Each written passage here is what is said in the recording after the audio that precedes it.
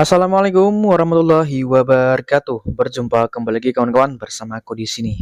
Oke, jadi aku hari ini kedatangan dua unit handphone Realme 5i dan Realme 5 dan ini pengirimnya adalah Rido ya dari Palembang dan ini nomor resinya dan yang satunya ini namanya Arif dari Bojonegoro ya.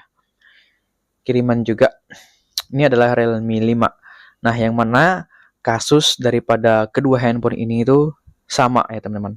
Yaitu saat dicas hanya muncul logo petir dan kalau dinyalakan itu hanya logo Realme saja ya teman-teman.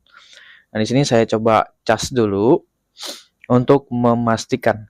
Nah, untuk pengirim dari Palembang ini handphonenya itu sudah diservis katanya, namun uh, tidak juga sembuh ya untuk penyakitnya atau masalahnya teman-teman. Oke, di sini saya coba cas keduanya handphonenya, ternyata memang benar. Di sini hanya muncul logo petir seperti ini, tidak bisa muncul persentase baterainya. Oke, jadi untuk Realme 5i dan Realme 5 itu memang penyakitnya banyak seperti ini ya teman-teman. Hampir yang pengguna Realme mungkin, maksudnya khusus untuk Realme 5 dan Realme 5i ini ya memang banyak terjadi seperti ini. Kasusnya adalah mentok di logo, teman-teman. Oke, ini saya coba yang Realme 5. Saya coba nyalakan ya untuk memastikan lagi. Karena yang Realme 5i-nya tadi itu kehabisan baterai, teman-teman. Ini saya coba yang Realme 5. Nah, di sini nyala, tetapi tidak bisa masuk ke logo Realme yang berwarna kuning ya. Dia hanya mentok di sini ya. Keduanya sama persis teman-teman. Nah, untuk yang dari Bojonegoro ini belum pernah diservis sama sekali katanya. Oke, jadi untuk metode perbaikan biasanya saya menggunakan metode direct, menggunakan UV box, yang mana kita itu harus menjumper sesuai dengan titik test point atau ISP MMC-nya, yang bertujuan untuk menghapus partisi bermasalah yang menyebabkan mentok di logo, yaitu partisi MISC-nya teman-teman ya. Oke, jadi kita kerjakan yang Realme 5 ini dulu kawan-kawan, karena ini belum pernah diservis sama sekali ya. Oke, jadi lanjut saja kita ke tahap perbaikan ya. Nanti kita satu persatu perbaikannya teman-teman. Oke, di sini kita lepas dulu untuk mesinnya dan kamera-kameranya kita amankan supaya uh, tidak kotor ya untuk kameranya. Oke, di sini kita buka ya untuk penutup ini, solatip ini ya teman-teman. Nah, lalu gunting bagian kalengnya di sini supaya kita bisa menjumper bagian titik test point atau ISP-nya. Oke, di sini sudah saya gunting untuk kalengnya dan ini adalah adaptor UV-nya teman-teman. Ini ya untuk kita melakukan proses jumper nanti. Nah, nanti kita jumper sesuai dengan gambar ya, ISP-nya teman-teman, sesuaikan dengan namanya. Untuk proses jumper itu teman-teman berhati-hati, pelan-pelan saja, jangan terburu-buru. Karena akibatnya kalau kita terburu-buru itu takutnya di bagian CLK itu bisa putus ya. Nah, kalau putus dia itu bisa menyebabkan mati total teman-teman. Mati total dalam artian uh, dia tidak tidak terhubung ya karena CLK-nya putus. Nah, kalau putus itu bisa kita jumper lagi teman-teman. Oke, di sini kalau sudah di jumper semua, kita tutup menggunakan isolasi supaya tidak gerak dan kita pasangkan ke soket baterainya. Setelah itu kita hubungkan yang kita jumper tadi ke adaptor UV-nya seperti ini teman-teman. Nah, jangan lupa pasangkan juga kabel USB-nya. Nah, proses ini untuk membantu mempercepatnya ya. Oke, sekarang kalau sudah terpasang semua, kita bergabung dengan tampilan komputernya ataupun laptop. Oke, di tampilan komputer ataupun laptop di sini teman-teman bisa buka aplikasinya yaitu UV MMC Toolbox. Nah, ini ya. Oke. Sudah terbuka seperti ini, teman-teman bisa centang di bagian direct MMC-nya, lalu untuk clock-nya naikkan menjadi 48 supaya proses lebih cepat. Lanjut kita identifikasi dan pilih iGrow ini. tunggu sampai handphonenya terbaca atau terdeteksi di bagian UV-nya. Oke, kalau sudah muncul Android System Info seperti ini, artinya handphonenya sudah terhubung atau terkoneksi di bagian UV. Masuk di tab User Area Partisi, kita identifikasi teman-teman. Kita klik iGrow lagi. Oke, di sini aman ya. Nah, di sini bagian yang paling terpenting untuk menuntaskan masalah boot loop-nya atau mentok logo. Kita cari partisi MISC ini, lalu kita centang, lanjut kita hapus dan kita erase teman-teman. Oke teman-teman, di sini proses erase partisi MISC-nya sudah selesai. Selanjutnya kita pilih special text dan hapus FRP-nya atau clear FRP ya teman-teman. Nah, tujuannya untuk lebih maksimal saja ya, seperti itu, supaya anti gagal ya teman-teman. Clear FRP sudah selesai, artinya proses sudah oke. Selanjutnya kita copot handphonenya dari adapter UV-nya teman-teman. Nah, untuk prosesnya sama ya, nanti kita akan kerjakan di handphone keduanya.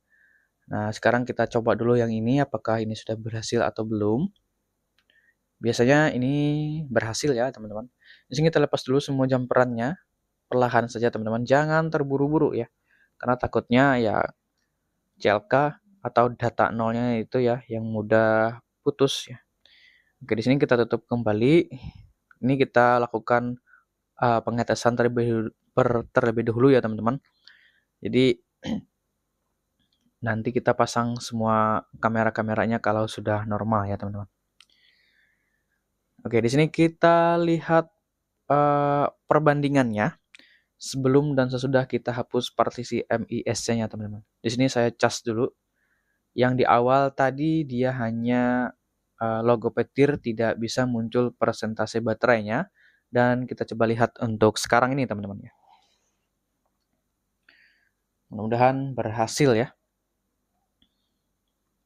Nah, teman-teman, alhamdulillah di sini muncul persentase baterainya.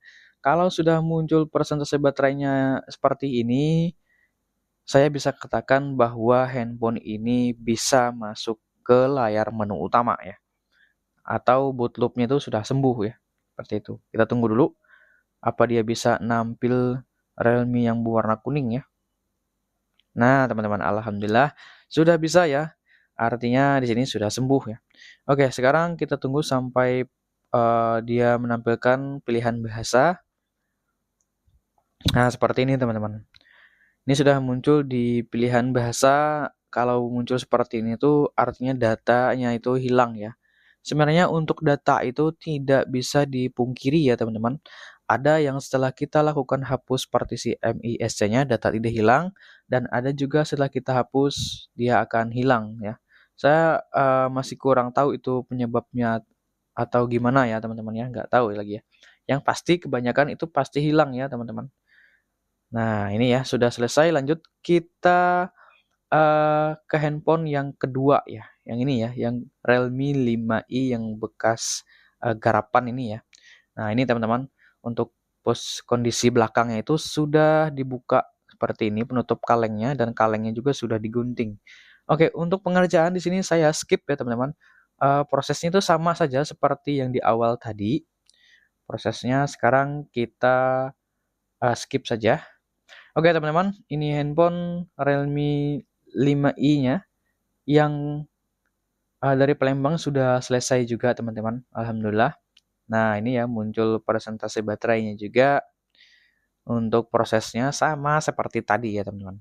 Jadi hari ini 2 unit langsung saya kerjakan teman-teman, dan alhamdulillah berhasil keduanya teman-teman. Di sini kita tunggu juga untuk proses bootingnya. Jadi sebelum itu saya sudah konfirmasi sama yang punya handphone, gimana kalau data-datanya itu hilang, tidak apa-apa katanya. Karena yang penting handphonenya bisa dipakai kembali ya teman-teman. Oke, di sini setelah lama menunggu untuk Realme yang 5i-nya ini alhamdulillah bisa juga masuk ke pilihan bahasa seperti ini. Kita ketik saja di emergency call bintang pagar 813 pagar. Bukan ya teman-teman. 8 ya benar. Ketik bintang pagar 813 pagar untuk handphonenya langsung masuk ke layar menu utama tanpa harus kita setup lagi ya. Alhamdulillah kedua handphone sudah sembuh dari penyakitnya yaitu mentok di logo. Di sini nanti unit akan kita tes fungsinya. Setelah saya pasangkan semua partnya nanti saya uji fungsi baik dari sinyal, kamera, suara, dan lain-lain sebagainya. Biasanya itu tidak ada masalah ya teman-teman karena kita tujuannya menghapus partisi MISC saja. Biasanya normal semua ya teman-teman. Nah ini ya, alhamdulillah 2 unit sudah berhasil pengirim dari Palembang dan Bojonegoro. Nanti saya akan siapkan dan lanjut untuk ke pengiriman ya teman-teman ya. Oke, mungkin itu saja tutorial yang dapat saya berikan hari ini. Semoga ini bisa membantu bagi teman-teman teknisi pemula yang utamanya ya. Di sini kita sama-sama belajar ya teman-teman ya. Ya, kalau teman-teman punya UV box ya bisa lakukan sendiri, tapi harus berhati-hati saat proses penjamperan. Oke, wassalamualaikum warahmatullahi wabarakatuh. Sampai bertemu kembali di video selanjutnya. Bye-bye.